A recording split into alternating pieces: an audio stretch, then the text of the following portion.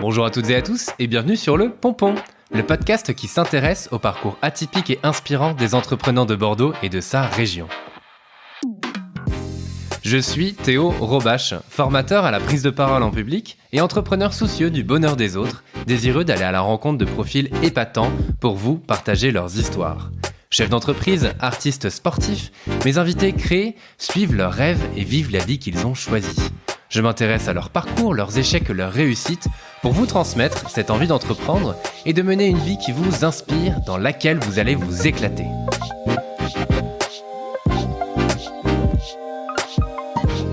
Avant de commencer, je souhaite vous parler de l'agence Pertinence. C'est la Dream Team dont vous avez besoin pour développer votre marque, appuyer votre visibilité sur le digital ou encore déléguer votre marketing. Leur talent, c'est d'amener votre entreprise là où elle doit être et elles le font avec brio. Notre point commun, c'est d'accompagner le développement des entrepreneurs et de le faire avec une énergie débordante. Alors allez toquer chez Pertinence de ma part et vous serez reçu par une équipe pleine de peps qui vous conseillera en visant juste pour développer votre activité. Pour ce nouvel épisode, j'ai le plaisir de recevoir Ethel Le Bobinec, fondatrice du Rallye des Pépites et présidente de Vous-Comme-Elle. Ancienne directrice du réseau Entreprendre Aquitaine, elle a créé en 2017 le Rallye des Pépites, un jeu de piste pour découvrir le tissu économique d'une région et créer du lien, le tout accompagné par Clara Beaumont. On revient, entre autres, sur l'importance du faire ensemble et de son attachement pour la belle œuvre collective, qui a toujours été un moteur chez elle, ses meilleurs conseils pour entreprendre, appris grâce au réseau et sur le terrain, et son engagement pour valoriser la place des femmes, notamment en entreprise. Et avant de vous laisser écouter cet échange passionnant, eh bien je vous invite à mettre une ou encore mieux 5 étoiles sur iTunes, à vous abonner au Pompon, puis à liker, commenter et partager les posts du Pompon afin qu'il soit connu par le plus grand nombre. Le message étant passé, je vous souhaite à toutes et à tous une très belle écoute.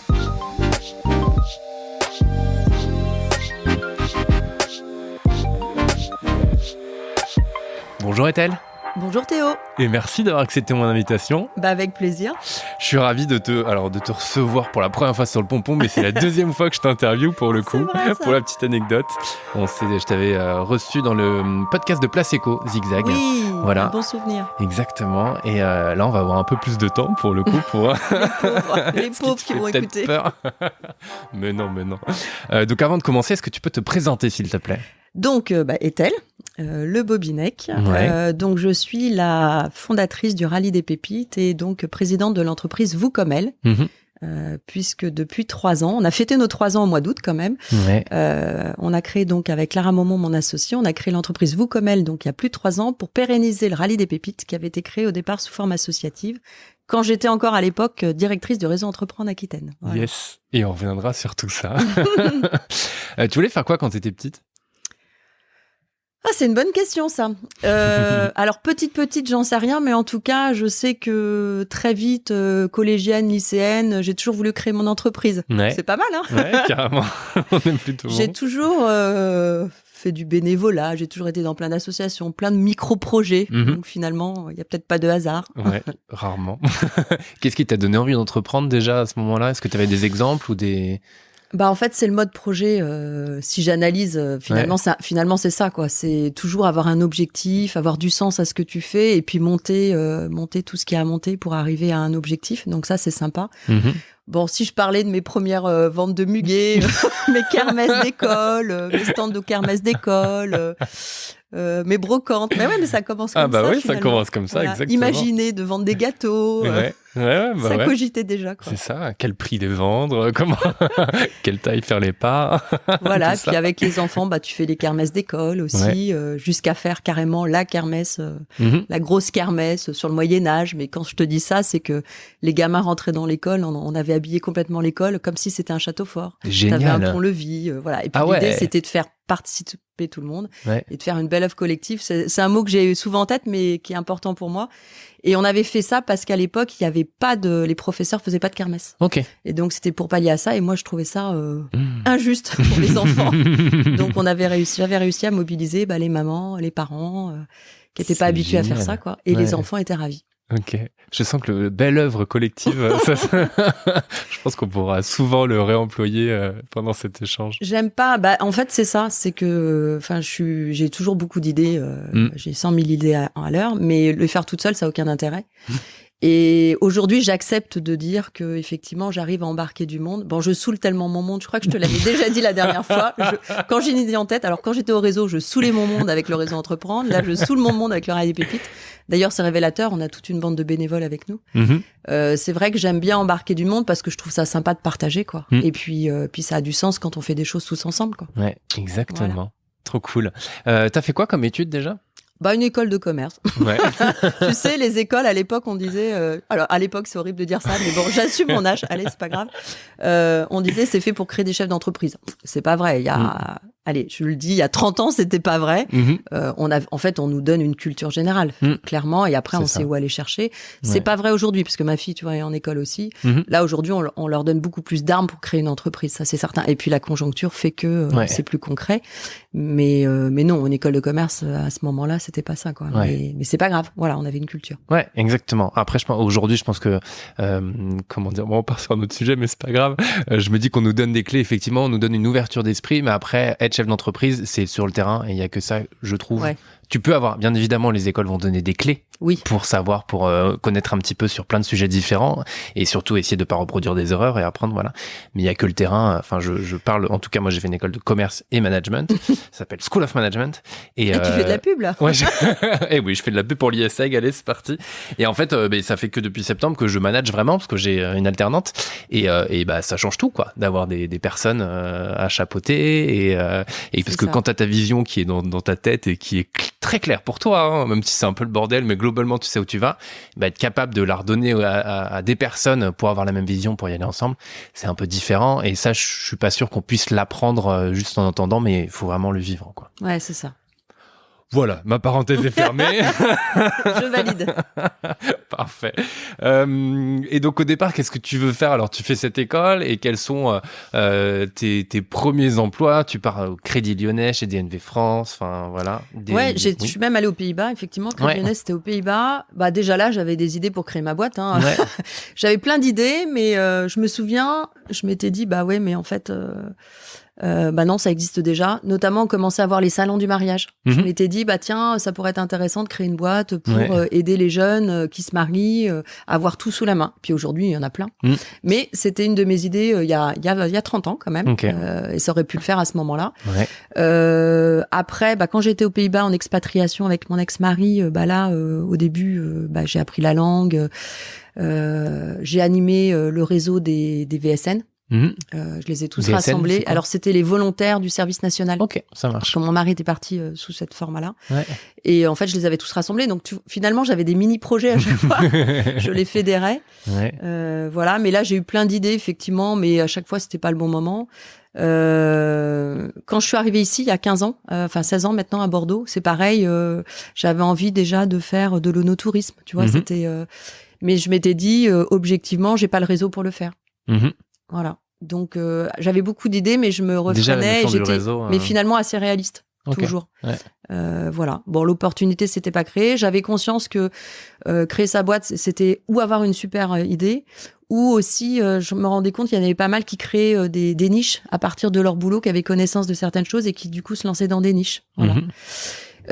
Et puis après, alors je vais un peu vite, mais donc je suis là depuis 16 ans, mais avant de venir ici, j'ai fait 3 ans dans le développement économique à Paris Développement, l'agence de développement économique de Paris, où on avait obtenu le label Paris Technopole. Okay.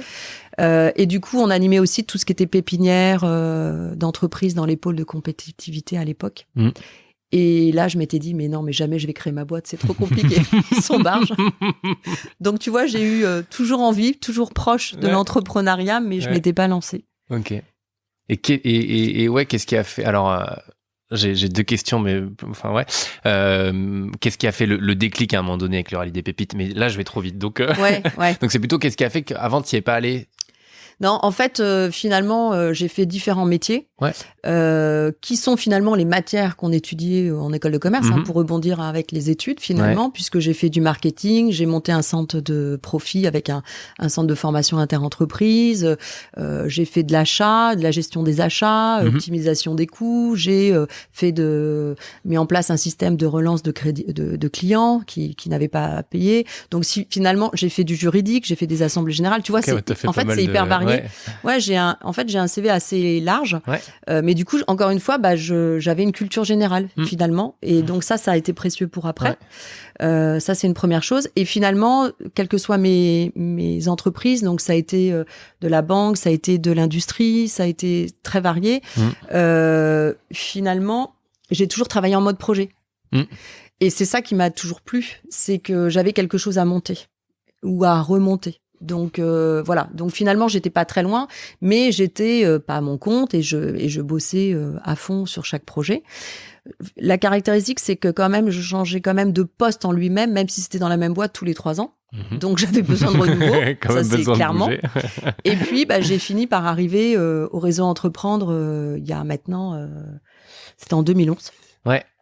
Sur Bordeaux, que j'adorais, que j'avais connu à Paris, puisque le réseau se montait en région parisienne, enfin non, dans Paris intramuros, pardon, justement, parce que paradoxalement, la capitale n'avait pas cette image de technopole. C'est comme ça qu'on a obtenu le label.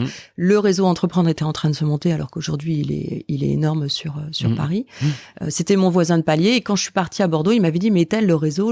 Et je dis attends, mais moi le réseau, le piston, c'est pas pour moi quoi. Et elle me dit mais non, aujourd'hui le réseau c'est différent, etc. Et c'était quand je suis arrivée à Bordeaux, c'était les premiers pas de Viaduc.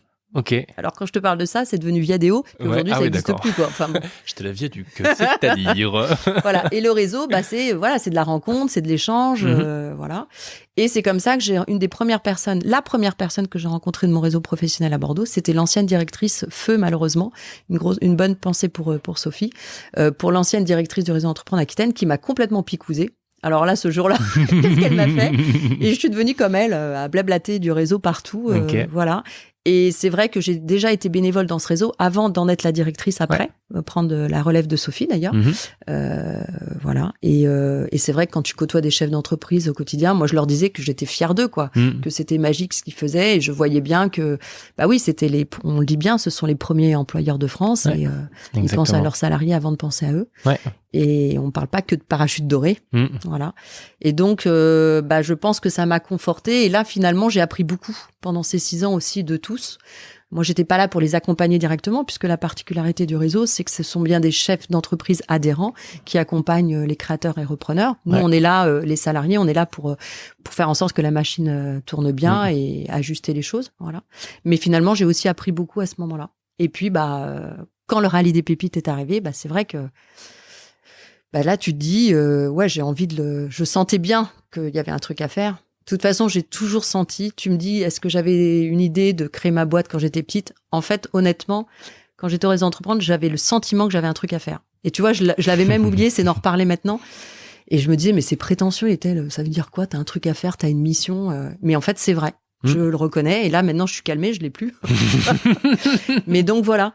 Je sentais que j'avais un truc à faire. Et quand j'ai créé le rallye des pépites, hasard de la vie, et en fait non, je crois pas finalement, j'étais calmée entre guillemets. Je savais que je commençais à mettre en place un truc que je devais faire.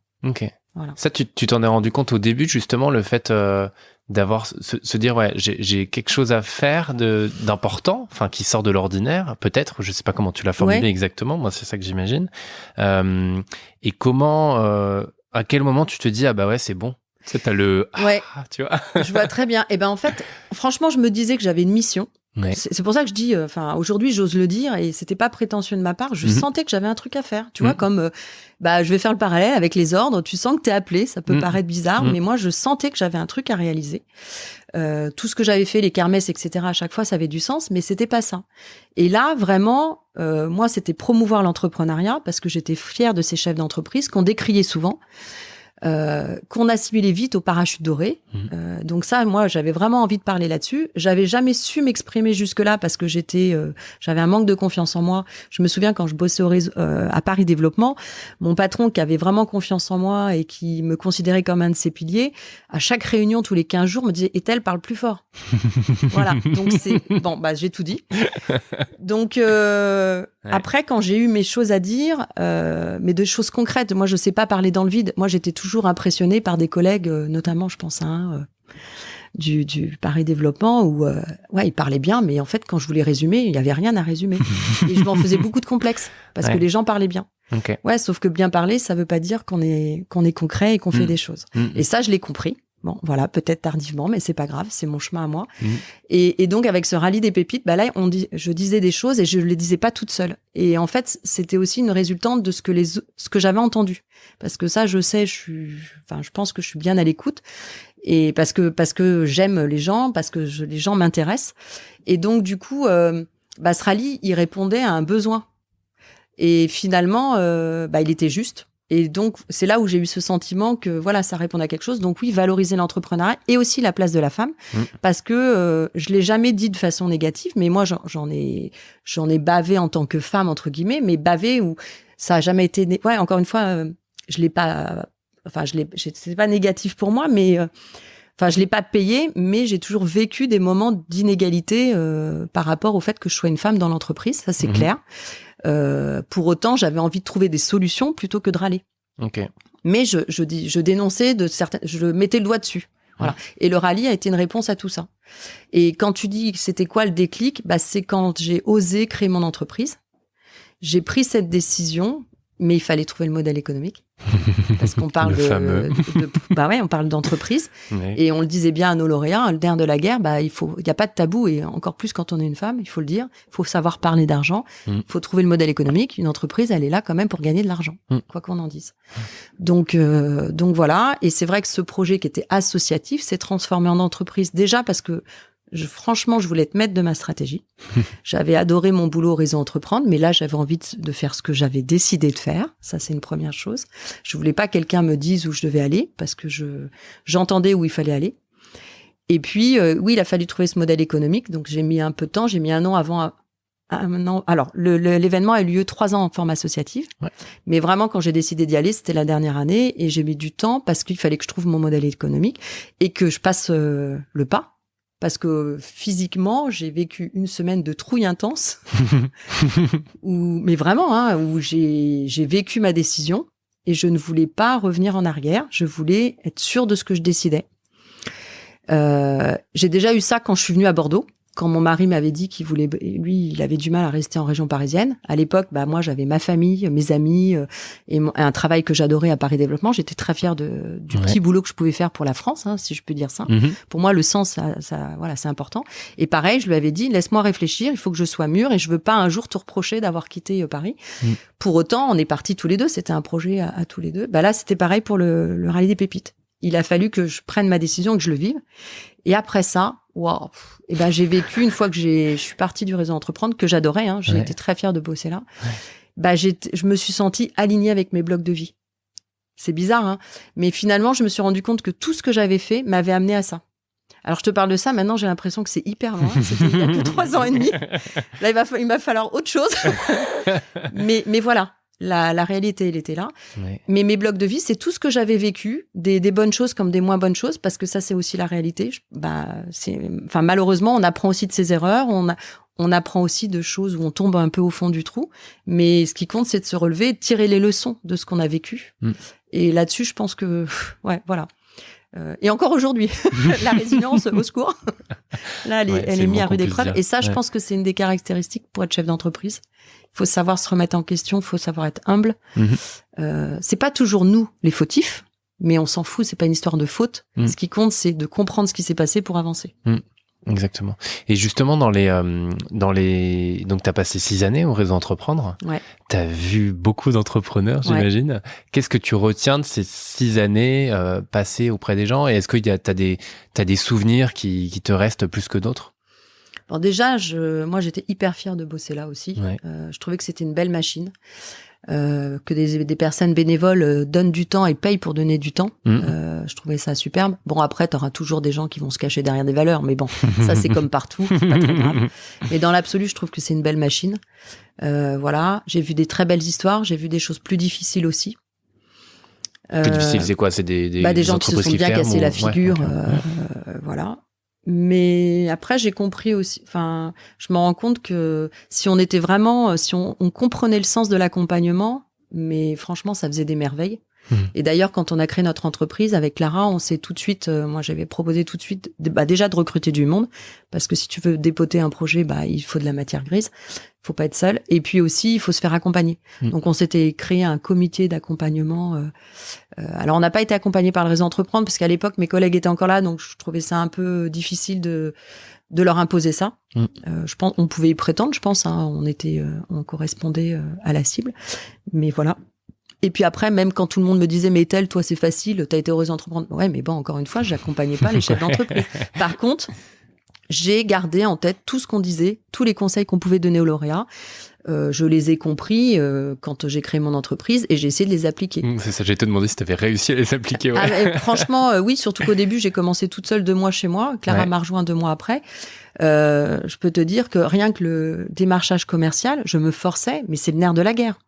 Et j'ai compris aussi après coup, une fois que j'ai créé mon entreprise, que certains lauréats avaient peut-être pas décollé aussi parce que ils avaient peut-être pas mis toute l'énergie, ou se concentrer sur des projections, c'est bien. Faire des tableaux, c'est bien, mais à un moment donné, enfin, je vais parler très vulgairement, faut se mettre les doigts dans la bouche et faut y aller. Et donc, c'est facile de parler, mais il faut agir. Et je pense que à part si t'es pas dans le... Ouais, ok, il y a des fois, t'es pas dans le bon créneau, c'est pas l'air du temps d'acheter tel ou tel produit. On est peut-être en avance, on est peut-être même en retard, enfin voilà. Mais à un moment donné, quand tu bosses, ça doit payer, quoi, quand même. Après, il faut être à l'écoute de son marché, mais réellement. Donc...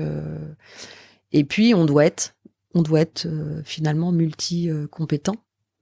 Pas forcément spécialisé dans tout, mais on doit comprendre ce qu'on fait. C'est notre projet. Voilà, donc tout ça, tu vois, ce que je te dis là, c'est ce que j'ai retenu du réseau Entreprendre. Donc, j'ai eu les bons réflexes, effectivement, je pense. Après, ça veut pas dire que je suis super fortiche, mais en attendant, j'ai écouté ce qu'on disait aux lauréats. Ouais, ça, c'est certain. Ouais, quand même. Utile.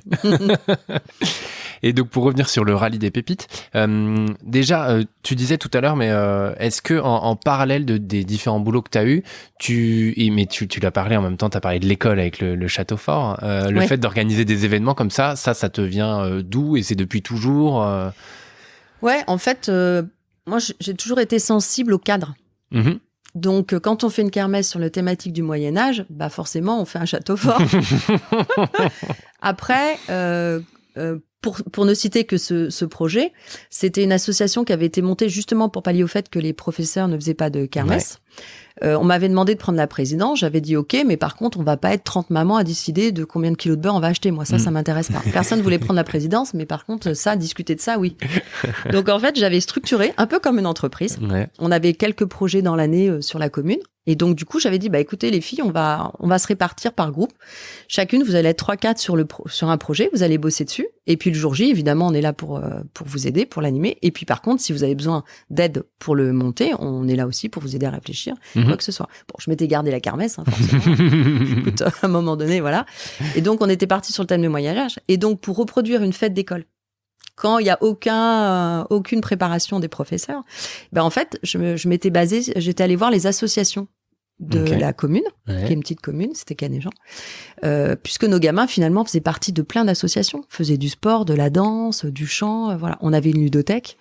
Donc en fait, certains ont accepté et on a pris des extraits de ce qu'ils faisaient en spectacle pendant l'année pour faire un spectacle de fin d'année. J'étais allée voir la ludothèque et puis elle nous a fait tout un jeu de pistes sur des jeux, quoi, puisque une kermesse, c'est des jeux. Et à chaque fois, il gagnait des indices et je lui avais demandé de nous raconter une histoire parce que la belle avait disparu. Il fallait retrouver la belle pour son prince. Et donc, à chaque stand, il gagnait un indice. Donc, ça les faisait passer sur chaque stand. Et là, j'avais sollicité des parents pour nous aider à tenir les stands. Donc, on avait une prof d'histoire géo qui nous a fait un truc super. Enfin, voilà, je me souviens, tout le monde avait participé, c'était génial. Donc voilà. Et puis on a même eu des cours de danse celtique, de danse bretonne, parce que Moyen-Âge, des parents qui ont accepté pendant le temps de la pause du midi. En fait, on a exploité tout ce qu'on pouvait faire. Et le centre aéré était d'accord pour qu'il y ait des animations proposées comme ça le midi aussi. On avait la chance d'avoir un petit local dans la cour de cette école. Et donc, j'avais dit aux parents, si vous avez des tissus à nous donner, des choses à faire, on va faire une permanence une fois par mois. Et on a fait la déco toute l'année avec les gamins. Ouais. Donc, on a vraiment créé un truc. Et puis après, il y avait la bouffe, les frites, tout ça. Il y avait le montage. On s'est éclaté, quoi. Tu m'étonnes. Voilà. Mais finalement, c'est un mini projet d'entreprise parce que t'as un budget, tu fédères du monde, chacun a ses responsabilités. Toi, tu dois pouvoir déléguer à chacun. Ouais, on a fait des petits groupes de tout et on a fait c'était super, quoi. Et les gamins, je pense qu'ils étaient ravis. Ouais. Donc, tu vois, on a fait un truc comme ça. Et puis après, c'est passé aux 30 ans du club de tennis. Rebelote. Et je te parle de ça parce que finalement, c'était un peu la même bande de copains. On s'est retrouvés là. On a fait un flash mob. Tu vois, c'est le lancement du rallye. Ouais. On a fait un flash mob avec les parents en tenue de tennis, les enfants en tenue de tennis pour lancer. Et on l'a fait au moment où il y avait le tournoi. Et il y avait même, je me souviens, des personnes un peu plus âgées dans le club qui nous aidaient jusqu'au soir à ranger en disant non, mais il n'y a jamais eu un truc comme ça, il faut qu'on aide. Mais j'ai arrêté, mais nagez-vous. Mais bon, ça donnait de la vie au club. Ouais. Et en fait, ça a été. Et il y a eu des prémices du rallye dedans, notamment ce fameux flash mob, ce groupe de personnes qui nous ont aidés après à monter le rallye. Parce que monter un rallye, ça se fait pas. L'idée, c'est une bonne chose, mais après, il faut le mettre en application. Ouais. Voilà. Donc voilà, tu vois, les prémices tout ça s'est retrouvé. D'aller d'entreprise en entreprise. En fait, il faut savoir, quand je me suis remariée en 2008, pour mes invités, j'ai organisé un rallye la veille du mariage. Et donc, moi, ce que je voulais, j'allais forcément passer un bon moment. Moi, j'avais mes amis et ma famille, c'était génial. Mais je voulais qu'ils découvrent la région. Okay. Et donc, la veille du rallye, encore une fois, comme je dis, j'ai été sympa pour mon mari. On n'est pas arrivé à la fin du rallye à la mairie. Parce que moi, c'était un remariage. Donc, moi, je voulais qu'ils profitent vraiment. Ouais. Mais la veille, je leur ai fait découvrir la région. Donc, tu vois, l'esprit rallye, on était déjà dedans. Voilà. Mais moi, ça m'a permis de découvrir des choses superbes dans cette région que j'avais pas vues. Bon, j'en ai bavé, pour ne pas dire autre chose. Parce que tous les dimanches, j'étais dans ma voiture à tracer l'itinéraire, à prendre des photos. En fait, je voulais qu'ils voient différemment les choses. À un moment donné, je leur avais demandé de dessiner une façade de mairie qui était un peu style basque. Bon, en fait, j'en avais rien à faire de leur dessin. Mais ce que je voulais, c'était qu'ils regardent et qu'ils profitent de l'architecture. Et en fait, tout le rallye était tourné là-dessus. Ouvrez les yeux sur ce que vous avez. J'ai découvert à l'époque le mémorial de Richemont, voilà, à Socat. Ouais. Où je vois le panneau, je dis c'est quoi ce truc-là ? Personne connaît, en fait, il y a pas beaucoup de gens qui connaissent.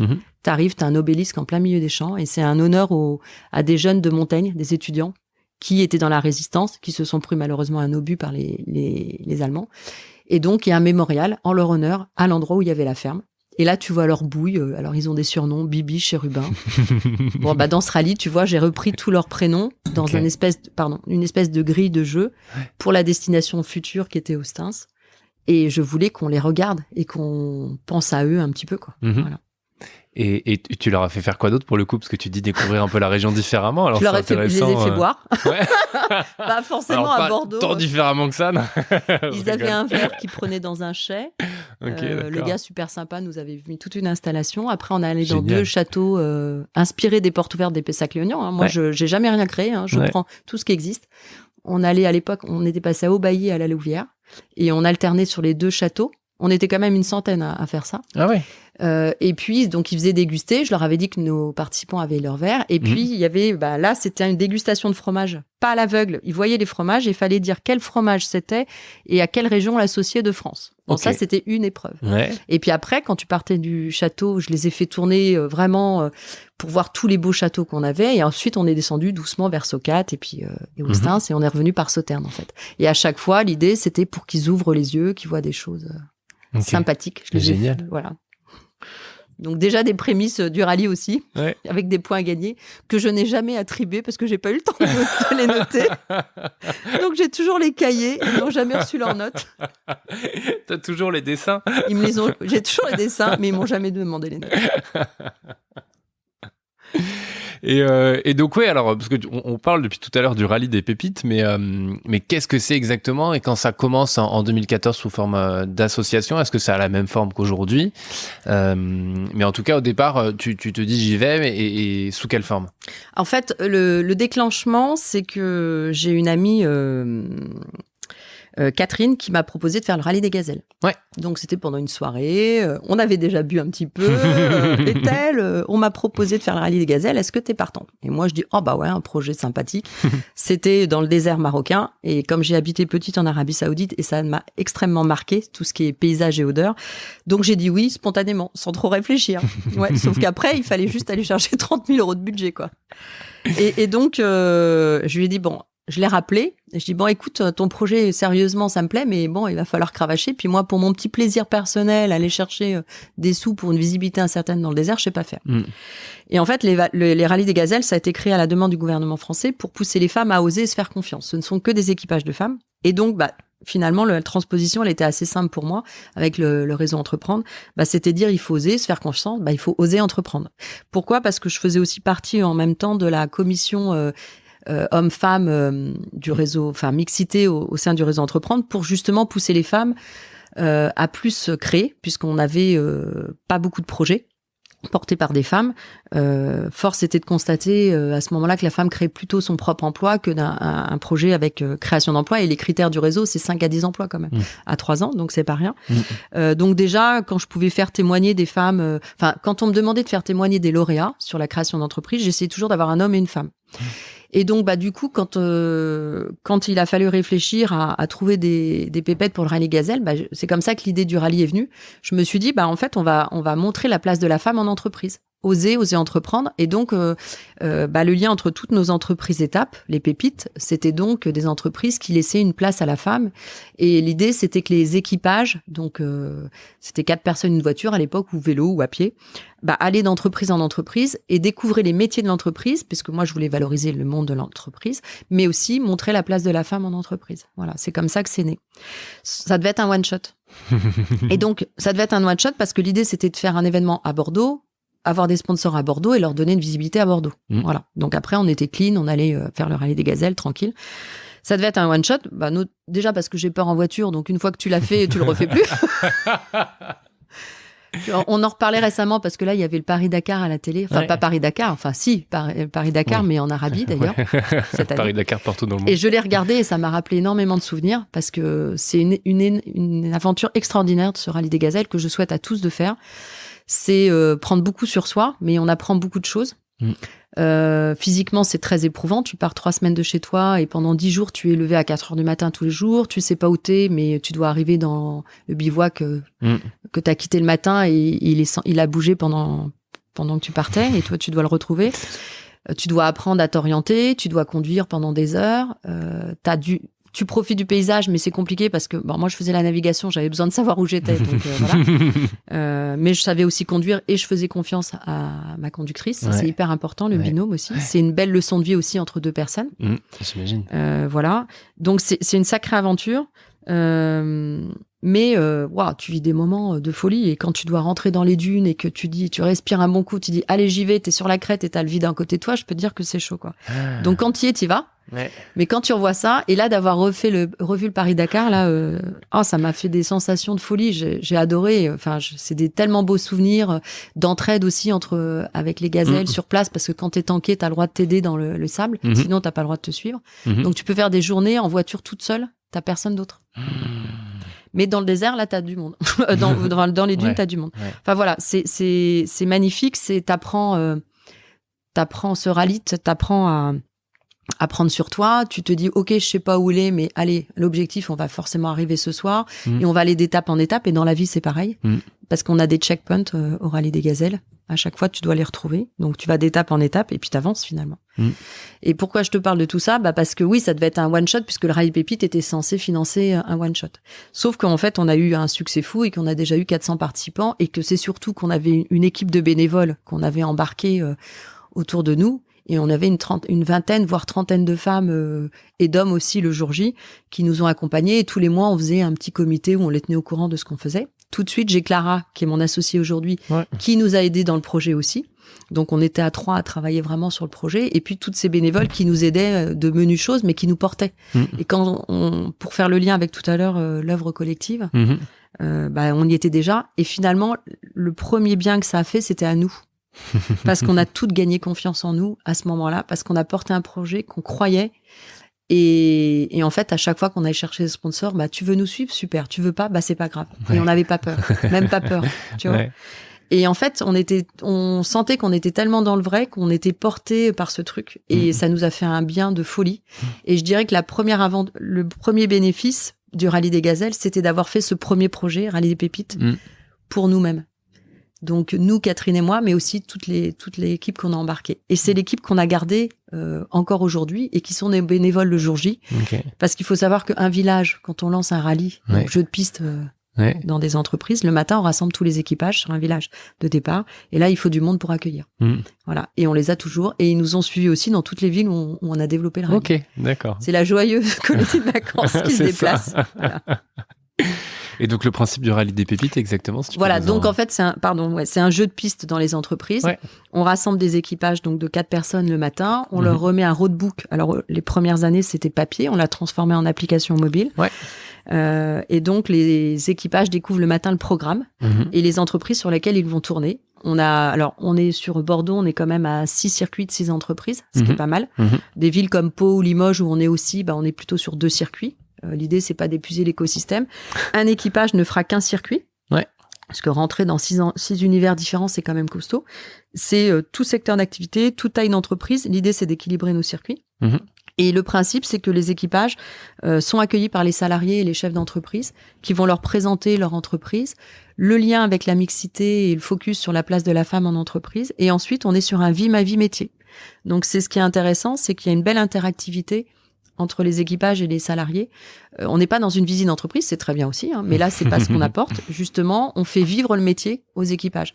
Donc, côté équipage, c'est hyper intéressant. Il y a plein de motivations à y participer, découvrir son patrimoine économique, industriel, mais aussi, pourquoi pas, découvrir des métiers, tout simplement, pour des jeunes, trouver un stage, un apprentissage, un métier pour d'autres. Ça fédère aussi des salariés d'entreprise qui sont en équipage et qui vont découvrir ce que font les autres entreprises, ou en matière de RSE, ou sur leur activité, et où. Et puis, côté entreprise accueillante, c'est hyper fédérateur. C'est vraiment un bel outil de team building, on s'en est rendu compte, puisque finalement, les salariés sont hyper fiers de parler de leur entreprise, ça leur fait un bien fou. Et puis, c'est un mini projet d'entreprise en interne, finalement, parce qu'ils préparent. Et ça peut permettre aussi de fédérer des salariés qui travaillent pas au quotidien ensemble sur ce projet. Exactement. Voilà. Donc, c'est une belle alchimie qui a été un peu bousculée avec la crise sanitaire. Mais on est toujours là. Ouais. Et puis vous avez réussi à vous renouveler aussi, non ? Oui, en fait, on a bien compris. En fait, pour être très clair, quand on nous a dit qu'on allait être confinés, 3 semaines après, on avait notre gros événement à Bordeaux. Donc 800 personnes attendues. Il y avait 35 boîtes. Ouah, chaud, quoi. Donc, désolée, je crois que j'ai mon vibreur qui fait du bruit. Et là, il a fallu, atterrement comme tout le monde, je pense, un peu ambiance de fin du monde comme tout le monde. Ouais. Et puis après, on s'est dit, il va falloir réfléchir. On a fait plusieurs types de webinaires pour répondre à ça. Déjà, des webinaires pour notre santé mentale et physique, première chose.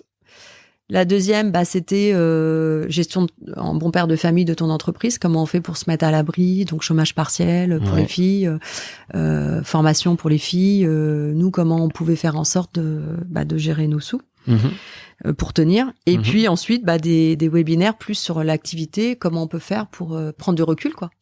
Et on a bien compris que le digital, c'était un mot à la mode, mais c'était un mot nécessaire. Et donc, on a commencé à réfléchir à transformer nos événements et on a fait un premier événement test au mois de mai. Donc, tu vois, mars, mai. On a testé des choses. On a fait un rallye virtuel qui a rassemblé près de 700 participants. Okay. C'était un rallye sur toutes les villes où on était. On avait une pépite, c'était une étape d'une des villes. Et c'était que des femmes chefs d'entreprise qu'on mettait en avant, qui avaient besoin de visibilité. Donc, tu avais Toulouse, Poitiers, Châtellerault-Poitiers, Limoges, Pau et Bordeaux. Et ça nous a permis de tester des choses, de comprendre des choses. Et donc, beau succès. Les gens étaient chez eux, donc très contents. Et suite à ça, on a réussi à faire évoluer notre application de mobile. Et on a créé ce qu'on appelle la mallette de l'entreprise. C'est-à-dire que c'était différents objets qui étaient nécessaires pour faire les défis métiers, les Vie ma vie, que préparaient en amont les salariés des entreprises, qu'on remettait le matin en click and collect aux équipages, puisque les équipages, actualité oblige, repartaient, mais jouer à domicile. Ouais. Et par contre, sous format de visio, mais via notre appli, se connecter à l'heure dite aux entreprises. Et finalement, le contenu restait le même, c'était du direct. Et quand il s'agissait de faire les défis et les Vie ma vie, on ouvrait la fameuse mallette et on avait les objets pour nous permettre de toucher du doigt les métiers et vivre les métiers. Génial. Et donc, on a réussi comme ça, au 2e semestre, à faire 4 rallyes sur 5, ce qui était pas mal. Parce que ça a été... Clairement, pour Bordeaux, on a tout refait. Ouais. Il a fallu tout refaire pour que les animations soient interactives. C'est pas pareil d'accueillir quelqu'un physiquement chez toi, dans ton entreprise, que à l'écran. Il faut beaucoup d'énergie sur l'écran. Ouais. Mais voilà, on a réussi à faire ça. Ça a été un succès. Après, aujourd'hui, on ne veut plus faire ces rallyes comme ça. Ça nous a offert d'autres débouchés. Donc ça, c'est superbe. Mais par contre, pour le grand public, nos rallyes classiques, on veut les faire comme avant en présentiel, parce que je pense que dans la sphère publique, on en a tous ras-bol de la visio. La semaine, on l'accepte parce que c'est le boulot, mais on a besoin de se retrouver en présentiel. Donc, nos rallyes classiques ne se referont que en présentiel. Alors, on les avait programmés au 2e semestre 2021. Ok, ce sera 2022. C'est sur ça, vous partez sur... Faut être, on a nos dates au 2e semestre, mais enfin, faut être réaliste. Quand tu écoutes le gouvernement, et je te parlais de Gabriel Attal tout à l'heure, que j'ai eu la chance de rencontrer il y a 3 semaines au Sud-Ouest, clairement, quand tu lui poses la question de ton activité, il te répond qu'il y aura 15 millions de vaccinés cet été, mais c'est pas le monde économique, c'est pas le monde avec des actifs. Donc les entreprises, elles seront pas prêtes à refaire ce genre de choses tout de suite, et on n'aura pas de rassemblement tout de suite non plus. Enfin, faut être réaliste. Donc, ce sera 2022. Enfin, il faut que ce soit 2022, ça c'est une réalité. Et puis on fera d'autres choses en attendant, c'est pas grave. Et dans tous les rallyes que tu as pu faire, est-ce que tu as des souvenirs à nous partager, des moments où tu te dis c'est bon là, je suis au bon endroit? En fait, c'est quand alors au début, quand le matin, ils arrivent, ils sont tout penauds, ils se demandent à quelle sauce ils vont être mangés, surtout les premières éditions de Chatville. Et le soir, tu les vois revenir, ils ont le sourire jusqu'aux oreilles. C'est magique. C'est magique. Et en fait, ils n'arrêtent pas de raconter leur journée. Ils sont heureux. Franchement, tu vois le bonheur sur leur visage. C'est exceptionnel. Et pourquoi? Parce qu'en fait, c'est notre format qui est humain. Et en fait, les gens ont besoin de ça. On a besoin de rencontres. On a besoin de voir ce que l'autre fait. On a besoin de parler de ce qu'on fait. Ça fait du bien, en fait. Pour moi, j'ai toujours pensé que c'était de la vantardise de parler de ce qu'on faisait. Et en fait, non, parce que ça te permet de prendre du recul sur ta vie. Et notre vie, elle est pas creuse, quoi. Enfin, pour moi, personne n'a une vie creuse et on fait tous des choses. Et d'en parler, finalement, c'est s'en rendre compte aussi. Et notre éducation judo-chrétienne fait que tu la ramènes pas trop, normalement. Voilà. Et je pense que ce rallye répond aussi à ça. Ces échanges, ces interactivités, on est soif. Alors, on a des gens curieux qui viennent à cet événement, forcément. Mais du coup, je sais qu'il y a des entreprises qui ont continué à se voir après. Qui ont échangé. Quand je disais qu'il y a des équipages du grand public, mais on a aussi des salariés d'entreprise, certains sont rentrés dans des entreprises étapes et depuis ne se quittent plus parce qu'ils ont eu des points communs et ils échangent et ils travaillent ensemble sur certaines choses. Et là, moi, je dis, on a tout gagné, quoi. Le meilleur souvenir, c'est quand les gens te disent ça et que tu vois qu'ils ont passé une journée constructive. Et moi, ce qui compte, c'est que toi, forcément, tu passes une bonne journée, t'as œuvré et tu vois que ça bouge, ça grouille. Mais c'est aussi quand tes bénévoles te disent, alors qu'eux, ils sont là le jour J, tu les utilises, entre guillemets, tu les fais lever aux aurores. faut aussi le dire. Et quand eux aussi peuvent échanger avec les équipages au retour, et du coup ils se sentent aussi investis et ils se sentent concernés, et tout le monde s'approprie ce truc-là et c'est génial, quoi. C'est ça qui est intéressant. Ouais, c'est clair. Et puis après, quand je vois ce qu'on a réussi à en faire, parce qu'au début, si tu veux, il y avait pas le premier événement, c'était parler de l'entrepreneuriat à tout le monde, pas qu'aux femmes d'ailleurs. L'idée, c'était bien dire, c'était aux hommes et aux femmes. Bon, ok, la première année, on avait fait une affiche un peu girly, très rose, donc les hommes, dès qu'on parle d'entrepreneuriat au féminin, mixité professionnelle, c'est une réalité. Au début, ils se disent, c'est pas pour nous, c'est pour les femmes. Bon, donc la grande fierté aussi, c'est de voir qu'il y a de plus en plus d'hommes qui viennent, mais c'est aussi aux femmes à faire attention. Parce que certaines avaient dit pourquoi il y a des hommes? Heureusement qu'il y a des hommes. Enfin, si on veut que les mentalités évoluent, nous on doit évoluer dans notre tête et les hommes doivent en être conscients aussi. nous aussi, quoi. Voilà. Donc ça, c'était important. Je m'éloigne, mais je voulais dire un truc. Je suis trop bavarde. C'est pas une mixité. Enfin, moi, c'était ma question d'après, en fait, la mixité, mais je crois que tu partais là-dessus un peu, donc. Mon pauvre Théo. Bon, je sais plus, mais ça me reviendra. Mais oui, en fait, oui, si, c'est ça. C'est qu'au début, on n'a pas travaillé qui venait à cet événement. Et quand je dis travailler, c'est parce qu'en fait, on s'est rendu compte qu'il y avait un impact social hyper important sur cet événement. Et on s'est attelé dès la deuxième année, parce que du coup, on a fait une deuxième édition. Ouais. Au début, l'idée, c'était que d'autres femmes partent faire un rallye. Mais je leur avais dit, on met l'outil à dispo, puis vous allez chercher des sponsors et puis vous partez. Bon, en fait, je suis allée rechercher un peu les entreprises, donc on a laissé les sous dans l'assaut et c'est comme ça que petit à petit ça s'est monté. Mais on a vu que justement tout ce que je te dis, l'intérêt d'y participer, ça on l'a décelé petit à petit.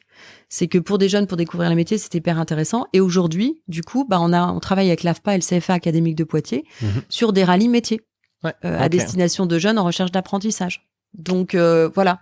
Donc c'est intéressant de voir que ce rallye il peut servir. Donc ça c'est intéressant. Des demandeurs d'emploi, on avait fait un partenariat avec Pôle Emploi, donc ils offraient la participation aux demandeurs d'emploi. Et l'idée c'était de rentrer dans une entreprise qui proposait des jobs. Voilà. Trop cool. Hein. Et puis après, c'est découvrir. Voilà, pour moi, c'est un bel outil d'animation du territoire où chacun peut se rencontrer, apprendre à se connaître. Ouais. On casse un peu les codes de l'entreprise et ça permet de voir l'entreprise différemment. Donc ça, c'est important parce qu'il y a aussi notamment beaucoup d'entreprises industrielles. Je pense à Châtellerault où on a cette image vieillotte de l'industrie alors que les entreprises se sont modernisées. Mais sauf que les parents ont une image et donc ne veulent pas que leurs enfants y aillent. Ouais. Voilà, donc c'est tout ça qui est important dans cet événement. Et puis voilà, on se prend pas au sérieux. On le voit à nos affiches, on le voit le petit flash mob du démarrage. Ouais. Mais finalement, ça fait du bien. On a besoin de légèreté tout en apprenant des choses. Ouais, voilà. C'est clair. Et justement, dans les différentes étapes, est-ce que c'est les entreprises qui viennent toquer à la porte du Rallye des Pépites quand vous annoncez, cette année, on passe alors à Bordeaux, clairement. À Bordeaux, ouais, c'est le cas. Ouais, okay. Clairement. Dans les autres villes, petit à petit, on en est quand même on a fait nos 4e éditions à Limoges et Pau. Ouais. Quand même. Ah, donc ça commence à faire du bruit. Voilà. Donc oui, aujourd'hui, on commence à avoir des entreprises qui viennent à nous. Après, les territoires sont pas identiques. Clairement, ils sont pas tous dynamiques de la même façon. Ça, c'est aussi une réalité. Voilà. Là, on a commencé à sortir en allant en Occitanie, à Toulouse. On a eu vraiment un soutien de la région et de la métropole. Okay. Donc ça, c'est très bien. Et les pépites, on a fait des plus petits rallyes, évidemment, vu la formule. Mais parce que c'était quand même en plein 2e confinement pour Toulouse, je dois le dire. Voilà. Mais on a réussi à les faire et les entreprises sont restées là fidèles. Parce que ça avait du sens pour eux. Ouais. Et je pense que c'est super parce que si on n'avait pas fait une édition, après ça s'arrête quoi. Et donc le sens était toujours là. Donc ça c'est hyper important. Mais justement comment t'arrives parce que vous faites des sélections alors comment ça se passe ou est-ce que en vrai on fait pas de sélection parce que on pourrait se dire que la sélection c'est sur les valeurs de l'entreprise. Puisque on veut parler de la place de la femme. Mais justement, ce que je trouve intéressant, c'est qu'une entreprise qui a rien fait sur le sujet jusque-là veuille participer au rallye. À partir de là, ça veut dire qu'elle rentre dans une dynamique de réflexion. Exactement, et c'est ça qui est intéressant. Ouais. Et donc et d'ailleurs, on a vu des étapes dans leur épreuve de vie ma vie. On découvrait leur métier, mais de faire une étape spécifiquement sur, voilà, moi dans mon secteur, j'ai pas beaucoup de femmes, aidez-moi à trouver des arguments pour les faire venir. Ça, c'est un exemple. Ok, génial. Voilà. Donc, c'est ça qui est intéressant au final. Et puis après, t'as des entreprises, t'as des assos, t'as de tout. Non, en fait, dans l'absolu, il y a pas de sélection. Après, il y a une sélection du prix évidemment, puisqu'il faut payer pour être étape. Mais objectivement, t'en retires tellement de choses que franchement, c'est pas cher payé. Ouais. Et on essaye d'être vraiment au plus juste. Et je sais, on n'est pas cher. On n'est vraiment pas cher par rapport à ce qu'ils retrouvent. Non, mais on nous l'a dit. Okay. On n'est pas sur du 10 000 euros pour être étape. Donc voilà. Ok. Ouais. Et j'ai une question, mais qui est déjà partie. Merde. Elle était bien. Tant pis. Tant pis, bon, c'est pas grave. Et on a beaucoup parlé de mixité, etc. Mais je voulais savoir, parce que même il y a pas très longtemps, t'étais en visio et je t'ai fait coucou par message. C'était des femmes dirigeantes. Je sais plus quel était sur quoi était axé le webinaire. C'était pas sur le sport là. Si, exactement. Il y avait Sarah avec la ministre du sport qui était là en démarrage. Exactement, l'ancienne danseuse de patinage. C'était quoi le thème déjà ? C'était femme puissante ou un truc comme ça. Ouais, c'est ça. Exactement. Et donc tu faisais partie des 4 invités. Ouais. Je m'étais mis une pression d'enfer. Ah ouais? Ouais. J'étais pas du tout naturelle ce jour-là. Et il y a une nana qui bossait au comité olympique. Exactement. Il y a avait la présidente de la fédération du patinage. Ouais, Nathalie Péchala, je sais plus. Ouais, Péchala. merci. Ouais. Et celle qui est à la FFF. Et il y avait la vice-présidente du MEDEF. Ah non, la vice-présidente du MEDEF, c'est ça. Exactement. Quand même. Ouais. Wow. Propre. Et du coup, effectivement, ils avaient voulu faire venir quelqu'un d'autre qui n'était pas du tout dans le milieu du sport. Voilà. Ouais, je m'étais mis une pression d'enfer, ça c'est certain, parce que toujours ce souci de dire les choses qui servent. Ouais. Voilà. Et bon, et en fait, elles se connaissaient toutes pas mal puisque c'était le milieu du sport. Mais bon, un très bon accueil, une belle préparation, voilà. Ouais. Et donc justement, donc ça te positionne en tant que porte-parole. Je sais pas si c'est le cas ou pas de l'entrepreneuriat au féminin. Pas comme ça, mais ok. ouais. Bah justement, je vais te demander, tu le vis comment? Enfin, le fait d'être contacté pour ça, est-ce que ça te convient, ça te convient pas? En fait, aujourd'hui, j'ose participer, tu vois. Et pour moi, c'est pas de la vantardise parce que, comme je le disais, tu vois, je te rappelle la réunion où je parlais pas assez fort. En fait, je pense que j'ai toujours eu des opinions et toujours eu des choses à dire, mais j'osais pas les dire peut-être, ou je me permettais pas de les dire. Toujours cette peur de pas dire des choses assez concrètes. Voilà. Là, on va faire de la psychothérapie, là. Non, mais c'est intéressant parce que, pour le coup, si on en parle. Moi, j'ai vécu, un manque de confiance en moi, certain. Et les gens te disent, toi, t'as pas confiance en toi. Bah oui, c'est une réalité, quoi. Quand j'interviens quelque part, j'ai besoin d'avoir répété mon discours et de dire les choses que j'ai préparées. Voilà. Aujourd'hui, là, tu vois, c'est freestyle, c'est chaud. Mais bon, ça veut dire que j'ai peut-être passé un cap. Ouais. Cool. Voilà, et je trouve que c'est important. Et c'est vrai que les femmes, elles ont du mal à témoigner. Certaines pensent qu'il n'y a pas de sujet, mais si, il y en a quand même un. Enfin, je suis désolée. On l'a toutes vécu. Après, il faut pas pleurer dessus. Et je pense qu'on a vraiment besoin d'être aidés par moments, les femmes, pour prendre confiance. Alors après, il y a les hommes qui disent, bah oui, et nous aussi. Oui, certainement aussi. Pour eux, c'est un peu plus compliqué en ce moment aussi, parce qu'il faut se repositionner. Je pense à un jeune là qui est en train de chercher du boulot et on lui a dit clairement, en fait, on va pas te prendre parce qu'on va prendre une fille. En fait, tu nous conviens, mais on nous a demandé de prendre une fille. Donc c'est chaud aussi. Voilà. Carrément. Donc là, on est un peu dans un basculement et un peu un bouleversement. Je pense que c'est quand même important d'aider un peu les choses. Ouais. Parce que sinon, elles se feraient pas. Et on voit certaines régressions pour certaines choses, notamment les confinements. Il y a beaucoup de femmes qui en ont souffert. Je dis pas, les hommes aident de plus en plus. Et les nouvelles générations, on voit les choses différemment. Mais pour nous, c'est vraiment nous, les femmes, on a un carcan. Il faut qu'on sorte de ce carcan. Bon, moi, on m'a jamais dit que j'étais inférieure. Mais je l'ai vécu. Il y a des situations où il y avait quand même des choses. Moi, clairement, on m'a dit une fois dans une société, c'était un expatrié, on m'a dit, écoute, c'est pas compliqué, de toute façon, on parlait d'augmentation de salaire. On m'a dit que déjà, j'étais pas de la nationalité de la boîte. Ensuite, on m'a dit que j'étais une administrative et le troisième point, j'étais une femme. On me l'a dit, donc c'est du vécu. Ouais, on n'est pas sur des sous-entendus, là, on est sur du direct. Et puis après, on m'a déjà dit aussi une fois, mais comment tu vas faire? Tu vas créer ta boîte, mais comment va faire ton mari si t'es pas là à la maison? On me l'a dit aussi, et ça, on me l'a dit il y a 4 ans. Ouais. Donc, je veux bien que les femmes pleurnichent sur leur sort, mais non, stop. C'est des réalités qu'on a vécues, moi, que j'ai vécues, mais encore une fois, j'en ai pas tenu ombrage, et par contre, j'essaye de trouver des solutions. Ouais, c'est ça. Et comme tu disais, accompagner en fait aussi bien les femmes pour qu'elles puissent sortir et les hommes aussi pour qu'ils comprennent. C'est ça. Et c'est vrai que tu vois, j'avais été invitée par l'APEC à témoigner parce que quand je suis arrivée il y a 15 ans, j'ai lâché mon boulot. Ouais. Clairement, alors j'ai pas suivi mon mari, ça a été un choix. Ouais. Je le revendique. On a vraiment décidé tous les deux de partir. Il y a eu une part de sacrifice pour moi clairement parce que j'adorais mon boulot à Paris Développement. Comme je te disais tout à l'heure, j'avais ma famille, mes amis proches de moi. Mais voilà, c'était un choix de famille, de couple, que j'ai assumé complètement. Mais quand je suis arrivée, il a fallu que je retrouve un boulot.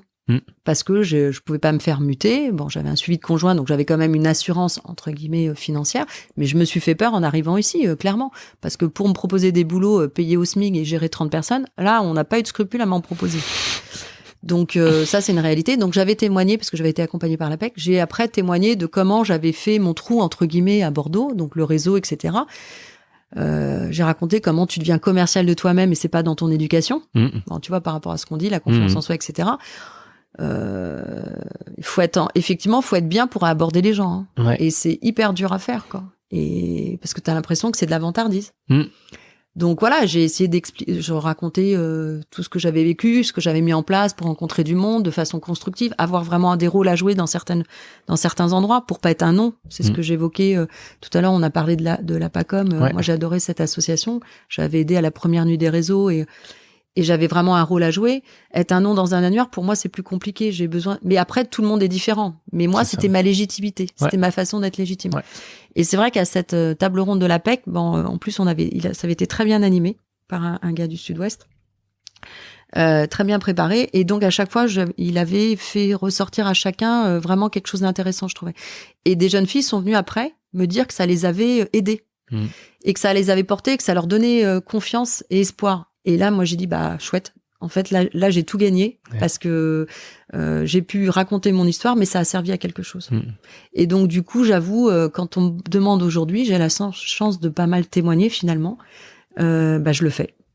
Mais avec toujours ce souci que ça puisse servir à quelque chose. Ouais, carrément. Et merci de le faire.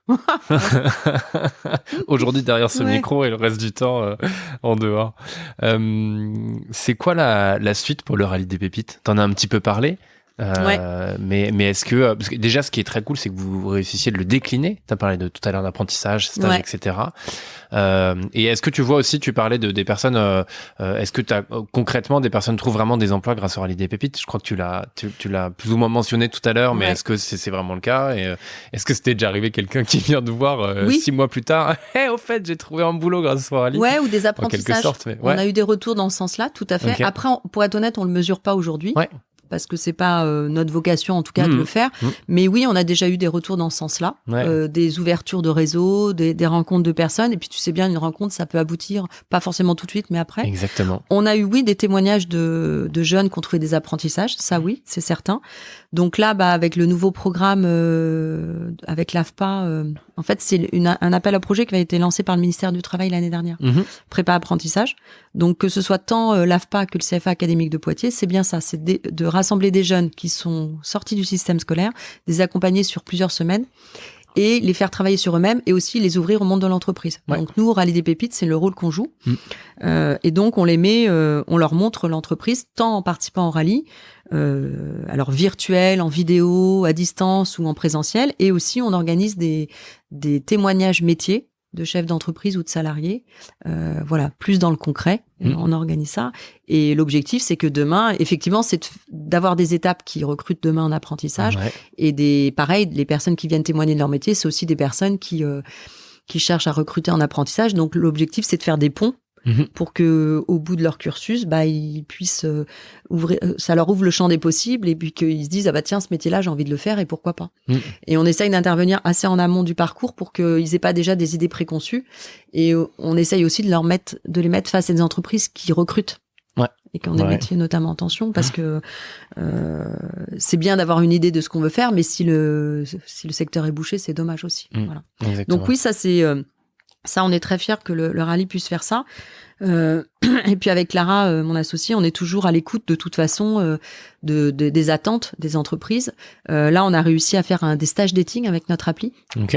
Voilà, cool. Tu vois, c'est au fil de conversation avec une pépite. C'était des anciens équipages et puis ils étaient bloqués pour organiser un job dating présentiel. C'était pas possible. Le deuxième confinement arrivait. On a réussi à transformer en 2 éditions comme ça avec à distance. Finalement. Ce rallye des pépites s'adapte. C'est ça. La pépite, c'était le recruteur et l'équipage, c'était un élève qui passait un entretien. Donc, ils ont passé plusieurs entretiens. Ok, d'accord. Et organisé avec l'appli. Ok. Et puis, cool. En fait, on s'est dit que là, c'est ce qu'on veut proposer parce qu'on a commencé à avoir des demandes dans ce sens-là. Comme je te disais tout à l'heure, le rallye en présentiel, grand public, faut que ce soit en présentiel parce que le week-end, on n'en peut plus, on sature des écrans. Par contre, dans la semaine, ça peut être un outil pour faire un rallye en interne. intra.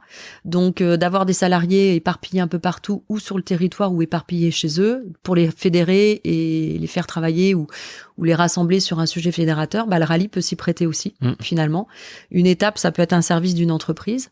Et puis, il y a quelques salariés qui bossent sur ce qu'ils ont fait. Ils le montrent aux équipages. Les équipages, c'est les autres salariés qui vont tourner de service en service. Ils peuvent réfléchir ensemble à des sujets communs. Et nous, on peut les aider à mettre ça en œuvre. Voilà. Cool. Donc, ça peut être sur la RSE, ça peut être sur la stratégie de l'entreprise. Voilà, un peu un séminaire virtuel. Mais à la sauce rallye des pépites. Donc, plus légère. Mais le fond sera toujours là quand même. Exactement. Voilà, c'est un peu ce qu'on a en tête. Ok, très cool. Il y a pas très longtemps, tu as reçu un prix au trophée des femmes de l'économie 2020. Prometteuse, ouais. Pourquoi ça te fait rire? Non, mais parce que c'est le titre Prometteuse. Il y a quelqu'un... en fait, je suis en train de penser à quelqu'un qui m'a dit Prometteuse, ça fait 3 ans que tu as créé ta boîte. Mais cela dit... une entreprise, faut tenir. Exactement. Et elle se casse la figure au bout de 3 ans, au bout de 5 ans. Voilà, quoi. Donc, oui, parce que tu as reçu le prix pour chef d'entreprise prometteuse. Voilà, effectivement. Alors, c'était nominatif, mais c'est bien le projet d'entreprise que j'ai présenté, qu'on porte avec Clara, évidemment. Donc oui, on a eu la chance d'être récompensé avec un beau trophée que j'adore, épuré, voilà, magnifique, une femme en position de lotus, là, magnifique. Alors, est-ce que je raconte l'anecdote du trophée? Ah bah oui. Maintenant que tu lances, il n'y a pas trop de choix. En fait, c'est horrible.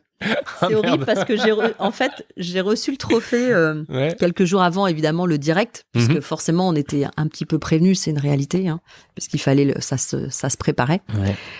Et je reçois le trophée, j'ouvre le trophée, il était décapité. Ah merde. Et je te dis ça au moment où, plus malheureusement, il y a eu l'histoire du professeur qui a été décapité. Ouais. Et je me suis dit, purée. Et là, je peux dire, j'ai eu un coup de mou. Je dis, waouh, bonjour le signe. Ah ouais, d'accord. Voilà. Alors, je leur ai dit, bon, en rigolant, entre guillemets, faussement. Ouais. J'ai rigolé jaune. Ouais. Elle me dit, mais on va vous en renvoyer un. Bon, bref. Okay. Anecdote. Donc, maintenant, j'ai 2 trophées. Un décapité, mais avec un espèce de foulard autour du cou. Donc, du coup, il y a 2 trophées. Il faut que j'en amène un au bureau, d'ailleurs. Ok. Bon, voilà, anecdote. Ça en fait un pour toi, un pour Clara. Exactement. C'est pour ça que je vais en amener un ici. Mais en fait, comme quoi, ça te rappelle toujours qu'il faut être humble. Il faut pas se la péter plus haut que... Ouais, exactement. Voilà. Exactement. Quelque part, c'était peut-être le petit signe. Ouais, c'est ça. Et on parlait aussi, tu as signé, tu fais partie des co-signataires d'une tribune dans le JDD il y a quelques jours. Oui, ça fuse sur les réseaux sociaux, là, en plus. Ouais, je m'attendais pas à ça. Ouais, ça prend bien. Ouais. Il y a 128 dirigeantes et dirigeants d'entreprises qui ont signé cette tribune. Est-ce que tu peux nous en parler là aussi? Alors, très très succinctement, parce que je me penche un peu plus sur le sujet. Non, mais concrètement, c'est Marine Éloi qui a lancé ça, de Femmes de Bretagne, qui a aussi créé Bouge ta boîte, qui est d'ailleurs une lauréate du réseau Entreprendre, qui voulait rassembler les têtes de pont des réseaux féminins, effectivement. Et l'idée, c'était de dire au gouvernement, pensez à nous, soyez paritaires dans le demain, quoi, la construction de demain. Grossièrement, c'est ça.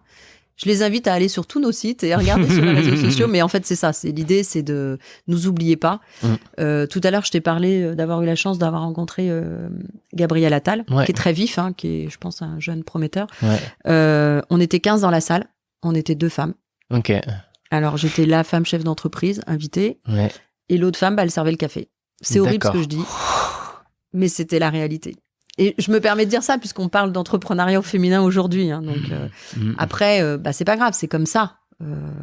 Voilà. Mais il y a encore des choses à faire. C'est ça. C'est pas grave. Gabriel Attal est entouré que d'hommes. Voilà. Après, il y en a dans le gouvernement. On est bien d'accord. Sur les 5 témoins qui avaient été invités à poser des questions, j'étais la seule femme. Alors bon, très flattée d'être là, mais voilà. Bon. Il y a encore quelques petites choses, je pense. Enfin, après, je dis pas, il faut aider. Voilà, il faut aider. C'est ça que je dis finalement, c'est que il faut faire venir, il faut que les femmes s'impliquent plus aussi. C'est une réalité. Après, peut-être que certaines n'ont pas envie et ça se respecte aussi. Tu sais, c'est pareil. On peut pas tous être chef d'entreprise, on peut pas tous être cadre. Enfin, chacun a sa place et c'est pas négatif quand je dis ça. Ça, je l'ai bien appris aussi. Moi, j'ai besoin quand je bosse, qu'il y ait un intérêt à ce que je fais et du sens. Il y en a d'autres, ils ont plus besoin de produire et d'avoir leur salaire, et c'est pas grave. Finalement, ce qui compte, c'est que chacun y trouve son compte. Donc peut-être que la femme, peut-être qu'on veut trop qu'elle y soit aussi, hein, j'en sais rien. Alors, c'est peut-être à hurler si je dis ça, je me contredis peut-être, mais j'essaye de réfléchir. Mais clairement, on a quand même ce carcan de notre éducation judéo-chrétienne qui est encore là. Enfin, ça, c'est une réalité. Donc, aidons-les. Ouais, mais non, mais ça passe aussi par ce que tu fais, mais j'en parlais avec Marie-Laure Hubert-Nasser que j'avais interviewé dans l'épisode précédent, c'est aussi donner des exemples. En fait, c'est ça. Parce qu'au-delà du fait de se dire est-ce que c'est les femmes ont envie ou pas, ou sont à leur place en entreprenant, etc. Mais c'est aussi montrer en fait d'égal à égal, aussi bien pour les jeunes filles que les jeunes garçons, des exemples qui réussissent. Et je pense aux sportifs qui me viennent en tête, mais qui sont payés de la même manière, qui ont la même visibilité. J'avais reçu Béatrice aussi, qui est coprésidente du Bordeaux Mérignac volley, et donc de l'équipe des Birdies, une équipe féminine, et elle se bat pour qu'il y ait une certaine, enfin pas une certaine, qu'il y ait une égalité en termes de salaire, en termes de visibilité. Il y a encore un chemin qui est énorme à faire là aussi. Mais ça passe par des exemples et par montrer, en fait, et à partir du moment où on aura cette égalité-là, bon là je pars dans d'autres sujets, mais de visibilité, on pourra se dire oui ou non, on n'est pas fait pour ça, quoi. Mais le rallye, alors je l'ai pas assez dit, mais en fait, au départ, c'est ça, c'est par l'exemple, montrer la place de la femme, et c'est vrai qu'au début, je parlais souvent de Bill Gates en disant, on voit toujours un Bill Gates, montrons des femmes en exemple, pour que simplement ça nous inspire, et des femmes surtout accessibles. Parce que si les personnes, elles nous paraissent complètement inatteignables, on n'ira pas. Ouais. Et tu reparles du sport, effectivement, le webinaire où j'ai participé, là, la table ronde, c'est ce qu'elle disait, c'est qu'en fait, dans les présidents des associations de sport, je crois qu'il y a une femme, justement. Ouais, c'est ça, c'était Nathalie Péchala qui était la seule. Et qui nous a raconté son histoire, et c'était hyper intéressant de voir comment elle est arrivée là, d'ailleurs. Et au début, elle s'est dit, waouh, mais qu'est-ce que j'ai fait, quoi. Et alors, c'est horrible de dire ça, mais moi, ce que j'en ai compris, c'est qu'il y a des présidents qui s'accrochaient alors qu'ils avaient fini leur mandat, et tout simplement parce qu'il y avait les Jeux Olympiques qui avaient été décalés. Ouais. Voilà, et il y a des femmes qui veulent prendre la place, qui ont des idées aussi. Donc, c'est là où c'est pas. Effectivement, c'est là où il faut. Voilà, si elles candidatent et elles sont tout aussi valables au niveau compétences, il n'y a pas de raison qu'elles puissent pas passer à un moment donné, quoi. Exactement. Ça, c'est une réalité, quoi. Exactement. Est-ce que tu aurais un ou plusieurs conseils à donner à celles et ceux qui ont envie d'entreprendre, ou celles et ceux qui ont une petite graine en tête et qui hésitent à y aller? Alors, pour moi, je dirais que c'est super. Déjà, si elles ont envie, qu'il faut rêver. Il faut pas s'interdire de rêver. Tu continues de rêver, toi, aujourd'hui? Ouais. Je cogite toujours à 100 000 à l'heure. De toute façon, il faut... Et ça, c'est... tu vois, tu me demandais la leçon du réseau entreprendre. C'était quand on passait une étape au réseau, en taille d'entreprise. Il y avait un programme, alors je sais plus comment il s'appelait, croissance, tout simplement, pour partir à 50 salariés. Et en fait, il disait, commencez par rêver. Parce que si vous commencez par rêver, vous allez déjà vous mettre des interdits. Et en fait, il faut rêver parce que tu dois tout imaginer, tout ce qui est possible. Et après, tu reviens à des choses réalistes. Et tu fais marche arrière. Mais si tu commences par te mettre des barrières, tu fais rien. Donc, avant, on disait que être entreprise, fallait être un peu taré, fou. Non, c'est pas ça. Je pense qu'il faut se permettre de rêver. C'est plus positif et je trouve ça plus sympa. Donc t'imagines plein de choses et puis après c'est normal, tu reviens à des choses réalistes parce que tu regardes un peu le marché, tu regardes ce qui peut se faire de façon raisonnable. Et après il faut aussi trouver un modèle économique. Après la réalité, ça c'est aussi du vécu en comité d'engagement au réseau Entreprendre. Les projets, en fait, c'était les financiers qui disaient ça, qui disaient, de toute façon, une projection financière, elle est faite pour être défaite tout de suite après. Ah ouais? Mais justement, c'est de l'intelligence. Et quand je me souviens un ou deux comités où j'étais furieuse parce que le candidat ou la candidate avait recalé à cause de ça, parce qu'on lui a reproché, entre le moment où il avait préparé ses chiffres et la réalité, c'était une reprise et il s'était passé un mois. Et en fait, les choses avaient déjà évolué. Et en fait, il faisait plus ce qu'il avait dit. Mais il expliquait pourquoi. Et c'est là où que je trouvais ça pertinent. Et on le dit, c'est que en fait les chiffres, il faut faire des projections pour avoir une ligne directrice. Et ensuite, il faut s'adapter en permanence. Donc en fait, il faut pas avoir peur. Nous, notre modèle économique, il y avait quand même une base. Et puis finalement, il s'est un peu, le modèle a évolué. Il n'est pas complètement différent du début, mais il a évolué quand même parce qu'on s'est adapté. Et il faut être à l'écoute. Donc, en fait, il faut se faire confiance. Il faut quand même avoir une base concrètes, on est bien d'accord. Et puis encore une fois, le nerf de la guerre, il faut aller vendre. Hein. Donc, et le premier vendeur, c'est le premier commercial, c'est bien soi-même. C'est pas, il faut pas s'attendre à ce que les autres le fassent pour soi. Et ça, je me souviens aussi au réseau Entreprendre, certaines personnes prenaient des stagiaires ou d'autres personnes pour vendre le produit. Bah non, le premier vendeur, c'est soi-même. Forcément.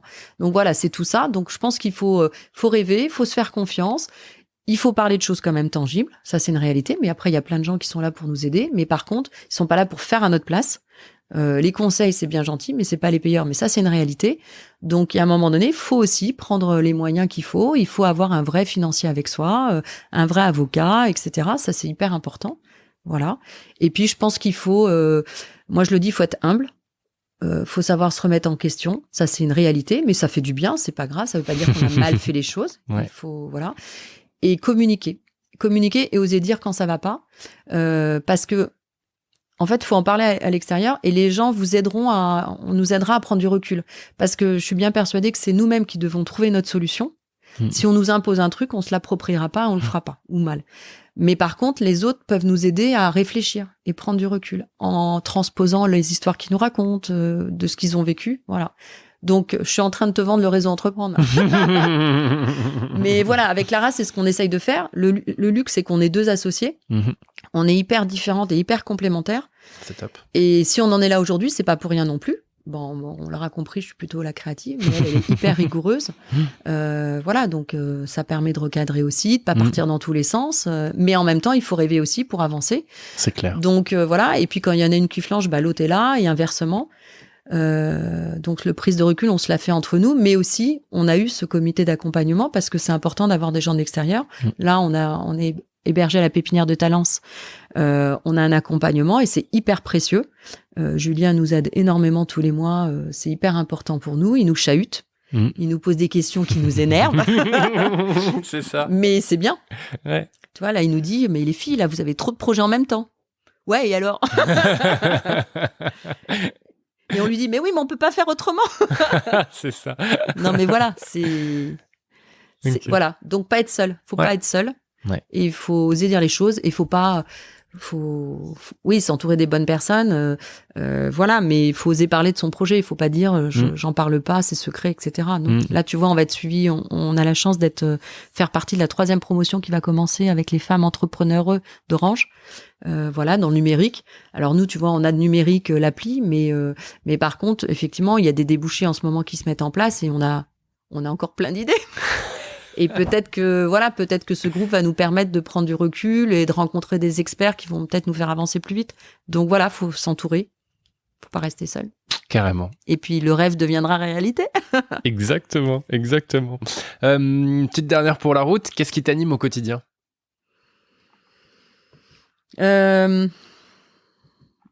Alors, ma famille d'abord. Ouais. C'est important. Yes. Heureusement. Et puis, j'ai besoin que mes journées soient remplies avec du sens. Encore une fois, ça peut paraître un peu prétentieux, encore une fois, mais non, j'ai besoin de faire, enfin, que ça serve à quelque chose, ce que je fais. Voilà. Donc, ce qui m'anime, oui, c'est ça, c'est réussir à mettre en place des choses. Moi, j'adore ça, quoi. J'ai besoin d'avoir des projections. Sinon, je m'ennuie. J'ai du mal à rester dans mon canapé. Aujourd'hui, je me force à me reposer. Ouais, il faut de temps en temps quand même, parce que... Donc là, puis surtout, voilà, là, l'actualité, c'est quand même hyper angoissant, quoi. Tout ce qu'on vit, se projeter, c'est quand même compliqué. Donc, il faut se mettre des projets, il faut se mettre un planning pour avancer. Je pense dans l'absolu, on a tous besoin d'avoir une projection devant soi pour donner du sens à ce qu'on fait. Parce que là, je pense qu'on peut tous se poser le sens de notre vie sur Terre. C'est ça. Vaste sujet, mais intéressant de se poser la question. C'est clair. Est-ce qu'il y a un sujet sur lequel tu aimerais qu'on revienne ou qu'on n'a pas abordé? Tu te dis, ce serait cool d'en parler? Non, j'ai été assez bavarde. Non, c'est bon, j'ai trop parlé. Ah ouais. En fait, je me rends compte que maintenant, je suis trop bavarde. Bah non, c'est très bien. Non, mais moi, je t'ai dit, la parole est libre et au contraire, c'est intéressant. C'est hyper intéressant. Et ben dans ce cas-là, Ethel, merci beaucoup. Avec plaisir, Théo. Et on retrouve le rallye des pépites un peu partout sur les réseaux et toi aussi. Ouais, c'est vrai. Yes. C'est vrai, on essaye d'être présent, pas se faire oublier. On est là.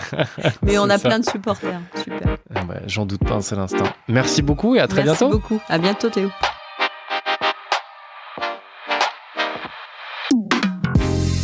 Merci à tous pour votre écoute. J'adore le dynamisme et l'enthousiasme dégagés par Ethel et son envie de faire ensemble. Il y a là, je pense, 3 ingrédients clés de réussite. Je vous invite également à participer à ces rallyes dès que ce sera possible, car je sens que l'énergie qui s'y dégage est enivrante et communicative. Si cet épisode vous a plu, je vous invite à le partager autour de vous et vous abonner depuis la plateforme d'écoute sur laquelle vous êtes. On se retrouve très bientôt pour un nouvel épisode du Pompon et surtout, d'ici là, échangez avec un maximum de monde et prenez soin de vous.